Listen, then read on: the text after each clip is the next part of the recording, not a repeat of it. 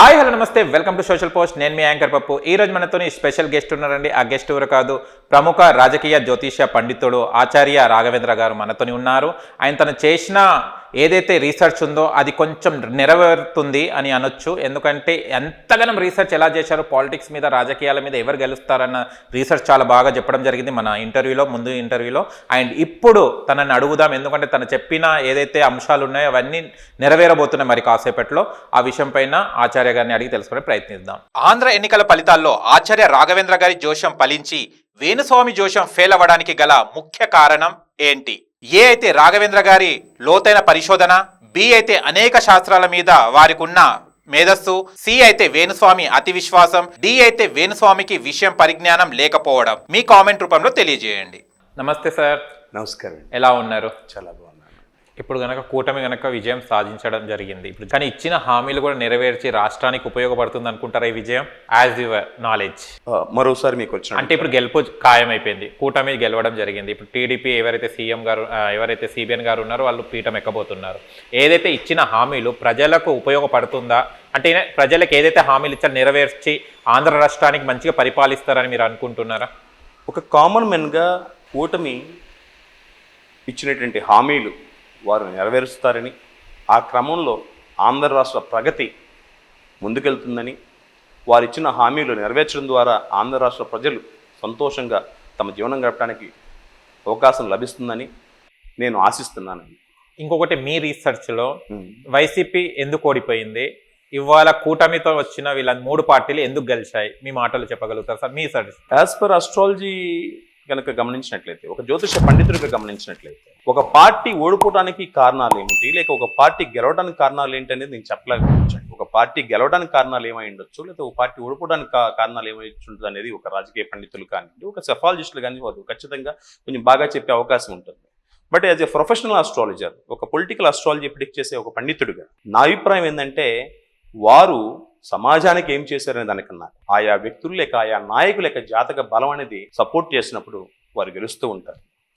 అలాగే అది సపోర్ట్ చేయనప్పుడు వారు ఓడిపోతూ ఉంటారు. అఫ్కోర్స్ జాతకం ఎంత గొప్పగా ఉన్నప్పటికీ కూడా మానవ ప్రయత్నం కూడా ముఖ్యమే. నా జాతకం అద్భుతంగా ఉంది కదా అని చెప్పేసి ఇంకా వేరే రకమైన కార్యక్రమాల్లో ఇన్వాల్వ్ అయితే కొన్ని సమయాల్లో జాతకంలో యోగం ఉన్నప్పటికీ కూడా దాన్ని సంపూర్ణంగా ఆ యొక్క ఫలితాలను పొందలేకపోవడానికి అవకాశాలు ఉంటూ ఉంటాయండి.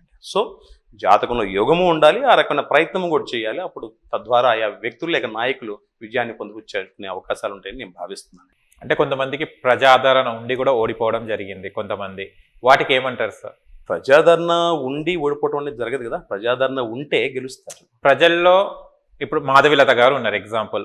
ఓల్డ్ సిటీ నుంచి నిలబడడం జరిగింది. వెళ్ళినప్పుడు చాలా రెస్పాన్స్ వచ్చింది, చాలా మంచిగా వచ్చింది, అది గెలుస్తారని అనుకున్నారు. కానీ ప్లేట్ అక్కడ రివర్స్ అయిపోవడం జరిగింది. అంటే ఇలాంటి సంఘటనలు ఏదైనా గ్రహాలు కానీ అది మనకు సహకరించకుంటే ఏమన్నా సంథింగ్ జరుగుతుందా, లేకుంటే ఏంటి? మీరు గమనించినట్లయితే ఒక సాధారణ వ్యక్తి నాయకుడిగా మారి ఎన్నికల్లో విజయాన్ని సాధించాలి అంటే ప్రత్యేకించి మనం సూర్యభగవానుడిని కన్సల్ట్ చేస్తాం. ఈ సూర్యగ్రహం ఏదైతే ఉందో, ఈ సూర్యగ్రహంకి రాహుకేతుల యొక్క ప్రభావం, ప్రత్యేకించి కేతు యొక్క ప్రభావం అనుకూలంగా పనిచేసినప్పుడు, దానికి గురువు, శుక్రుడు, శని భగవానుడు కూడా సపోర్ట్ చేసినప్పుడు, జాతకంలో ఆ బలం కూడా తోడైనప్పుడు ఆయా వ్యక్తులు విజయం పొందే అవకాశం ఉంటుందంటే రాజకీయాల్లో.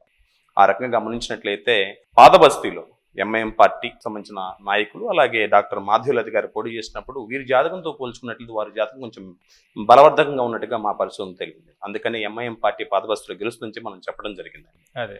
సో ఏది ఏమైనప్పుడు ఇప్పుడు కంక్లూడింగ్ ఏదంటే, మీరు గమనించినట్లయితే జాతకంలో యోగం ఉన్నప్పుడు ఒక సాధారణ వ్యక్తి నాయకుడిగా మారి విజయాన్ని పొందుతాడు. జాతకంలో అవయోగాలు క్రియేట్ అయినప్పుడు, లేక బలం తగ్గినప్పుడు, యోగ బలం తగ్గినప్పుడు, లేక దోషాలు ట్రాన్సిట్లో ఫామ్ అయినప్పుడు, గోచారంలో ఫామ్ అయినప్పుడు, లేక జాతకంలో బలం తగ్గినప్పుడు ఎంత పెద్ద నాయకుడైనా సరే ఓడిపోవడం ద్వారా ఇబ్బందులు ఎదుర్కోవాల్సిన అవసరం ఉంటుందనేది మన గడిచినటువంటి ఈ 10-15 సంవత్సరాల అనుభవంలో నేను తెలుసుకున్నటువంటి విషయం అండి.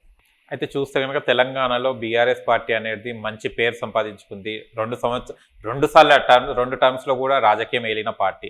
కానీ ఇవాళ చూస్తే కనుక పార్లమెంట్ సీట్లు కూడా దక్కించుకోలేని స్థితిలో ఉంది. అవునండి. దీనికి ఏంటి సార్ అసలు?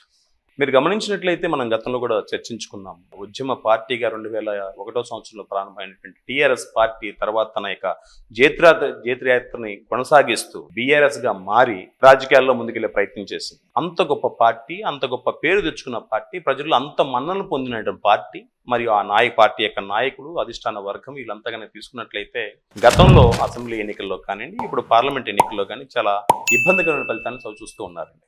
ఈ రకంగా తీసుకున్నట్లయితే ప్రతి దానికి కూడా ఒక సమయం అనేది ఉంటుంది. పగలు రాత్రి అనేది రెండు ఉంటాయి కదా. కొన్నాళ్ళు పగలు, కొన్నాళ్ళు రాత్రి. ఎప్పటికీ విజయం సాధించడానికి ఎవరు భగవంతులు కాదు కదా. సో నేను ఆశిస్తున్నాను మరలా టీఆర్ఎస్ పార్టీకి మంచి రోజులు వస్తాయని, వారు తమ యొక్క ప్రాబల్యాన్ని మరలా పొందుతారని, గత వైభవాన్ని పొందే ప్రయత్నంలో వాళ్ళు సఫలీకృతం అవుతారని నేను ఆశిస్తున్నాను. ఆంధ్ర ఎన్నికల ఫలితాల్లో ఆచార్య రాఘవేంద్ర గారి జోషం ఫలించి వేణుస్వామి జోషం ఫెయిల్ అవ్వడానికి గల ముఖ్య కారణం ఏంటి? ఏ అయితే రాఘవేంద్ర గారి లోతైన పరిశోధన, బి అయితే అనేక శాస్త్రాల మీద వారికి ఉన్న మేధస్సు, సి అయితే వేణుస్వామి అతి విశ్వాసం, డి అయితే వేణుస్వామికి విషయం పరిజ్ఞానం లేకపోవడం. మీ కామెంట్ రూపంలో తెలియజేయండి. ఆచార్య రాఘవేంద్ర గారు, ఈసారి ఎలక్షన్స్లో ఏదైతే రిజల్ట్స్ మీరు చెప్పడం జరిగిందో, మీ ప్రిడిక్షన్ మొత్తం కరెక్ట్ ఏది కావడం జరిగింది. మీరు 15 సంవత్సరాల నుంచి చేస్తున్న ప్రిడిక్షన్స్ ఏదైతే ఉన్నాయో, ఆయన గతంలో కూడా చేశారు, ఆయన 2024లో కూడా ఇవాటి వరకు కూడా చేసి మీరు మంచి రిజల్ట్ ఏదైతే చెప్పారో ఆ రిజల్టే మేము చూడడం జరిగింది. ఈ రీసెర్చ్ చేసి మంచి పేరు సంపాదించుకుంటున్నారు మీరు. మా సోషల్ పోస్ట్ టీవీ నుంచి ఆయన ఎవరైతే మా ప్రేక్షకులు ఉన్నారో వాళ్ళ తరపు నుంచి మీకు హార్టీ కంగ్రాచులేషన్స్ అండి. ఇలాంటి ఇంకా ప్రొడక్షన్స్ ఇస్తూ మంచి రీసెర్చ్ చేసి ఏదైతే ఉందో వాస్తవాలను, మనం అవాస్తవాలు కాకుండా మీలాగా ముక్కుసూటిగా వాస్తవాలు చెప్పి ప్రజలకు తెలియపరచాలని ఇంకా మనస్ఫూర్తిగా కోరుకుంటున్నానండి. ఇంకా మీ తరపున మనం చెప్పాలంటే చెప్పండి. దేశవ్యాప్తంగా ఇవాళ మీకే చూసేటట్టు ఉన్నారు జనాలందరూ మీ వీడియోసే. థ్యాంక్ యూ అండి, థ్యాంక్ యూ. ఎందుకంటే చాలా మంది మేము గతంలో కూడా చూసాం, మన తెలంగాణ ఎన్నికలప్పుడు కూడా చెప్పిన వాళ్ళందరూ జీరో అవ్వడం జరిగింది. కానీ మీరు అప్పుడు కూడా అవునండి, మీరు గమనించినట్లయితే నేను 2023 సంవత్సరంలో తెలంగాణ అసెంబ్లీ ఎన్నికల గురించి చెప్పే ప్రయత్నంలో భాగంగా కాంగ్రెస్ గవర్నమెంట్ రాబోతుందని, 65 సీట్లకి -6 ఒక 5 సీట్లు రావడానికి అవకాశం ఉందని, అలాగే టీఆర్ఎస్ పార్టీకి 45 -6 ఒక 5, అలాగే భారతీయ జనతా పార్టీకి 6 -6 1 సీట్ రావడానికి అవకాశం ఉందని చెప్పి ఆ రోజున నా జ్యోతిష ఫలితాలు చెప్పే క్రమంలో నేను వెల్లడించడం జరిగిందండి. ఆ రోజు గమనించినట్లయితే అవన్నీ కూడా వాస్తవాలుగా రూపుదిద్దుకున్నాయి. ఈ రోజు కనుక గమనించినట్లయితే ఆంధ్రాలో జరిగినటువంటి అసెంబ్లీ పార్లమెంట్ ఎన్నికల గురించి మనం చెప్పే ప్రయత్నంలో భాగంగా, అలాగే తెలంగాణ పార్లమెంట్ ఎన్నికల గురించి, నేషనల్గా జరిగినటువంటి పార్లమెంట్ ఎన్నికల గురించి మనం దాదాపు 268 ప్రిడిక్షన్స్ మనం చేయడం జరిగింది. దేశంలో ఇప్పటి వరకు ఏ పండితుడు కూడా బహుశా ఈ రకమైన ప్రయత్నం అనేది ఇప్పుడు జరగలేదండి. మీరు గమనించినట్లయితే ఒక జ్యోతిష పొలిటికల్ ఆస్ట్రాలజీ ప్రిడిక్షన్స్ ఇవ్వడం మొదలుపెట్టింది మనమే తెలుగు రాష్ట్రాల్లో. ఈ రోజున ఒక ఇన్నోవేటివ్గా, ఎంతో పరిశోధనాత్మకంగా ఈ రోజు కనుక గమనించినట్లయితే 268 ప్రిడిక్షన్స్ ఎట్ ఏ టైం మనం ఇవ్వడం జరిగిందండి. దీని గురించి పూర్తి వివరాలు నక్షత్ర సూత్ర అనేటువంటి ఛానల్లో ఎన్ని కూడా ఉంచడం జరిగింది. మీరు అవకాశం ఉన్నప్పుడు దాన్ని కూడా ఫాలో అవ్వాలని, మీ సూచనలు సలహాలు మాకు చెప్పాలని మనస్ఫూర్తిగా ఆశిస్తున్నాను. ధన్యవాదాలు. Thank you so much. చూశారు కదా ఫ్రెండ్స్, మీకు గనక మా వీడియో నచ్చి లైక్ చేయండి, షేర్ చేయండి, కామెంట్ చేయండి, సబ్స్క్రైబ్ ఛానల్ అక్కడ గంట సింబల్ టంగున కొట్టండి. నేను మీ యాంకర్ పప్పు. Bye bye.